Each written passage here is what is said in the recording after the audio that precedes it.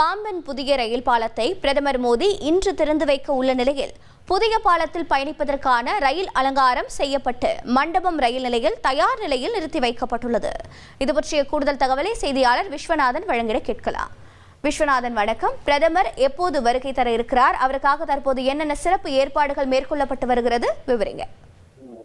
வணக்கம். ராமேஸ்வரம் அடுத்த பாம்பனை சுமார் 550 கோடி மதிப்பீட்டில் புதிய செங்கல் தூக்கு பாலம் அமைக்கப்படும் கடந்த ஒரு 3 ஆண்டுகளுக்கு முன்னால் நடைபெற்று வந்தது.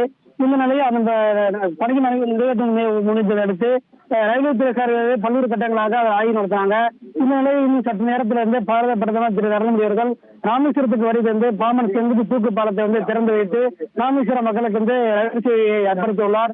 இந்த நிலையில் பாம்பன் புதிதாக அமைக்கப்பட்டுள்ள செங்குத்து தூக்கு பாலத்தை பயணிப்பதற்காக ரயில் சேவையை தொடங்குவதற்காக உள்ள ரயில் அலங்காரம் செய்து மண்டப ரயில் நிலையத்தில் ரயில்வே துறை அதிகாரிகள் நிறுத்தி வைக்கப்பட்டுள்ளனர். இன்னும் சற்று நேரத்தில் அந்த ரயிலானது பாம்பன் செல்லு தூக்கு பாலத்துக்கு அருகில் நிறுத்தப்படும். அதனைதான் பாரத பிரதமர் நரேந்திர மோடி அவர்கள் தொடங்கி வைக்க உள்ளார்.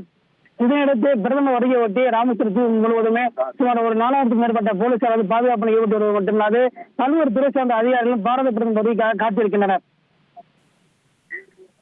உங்களுடைய தகவல்களுக்கு நன்றி விஸ்வநாதன். செய்திகளை உடனுக்குடன் தெரிந்து கொள்ள உடனே சப்ஸ்கிரைப் பண்ணுங்க.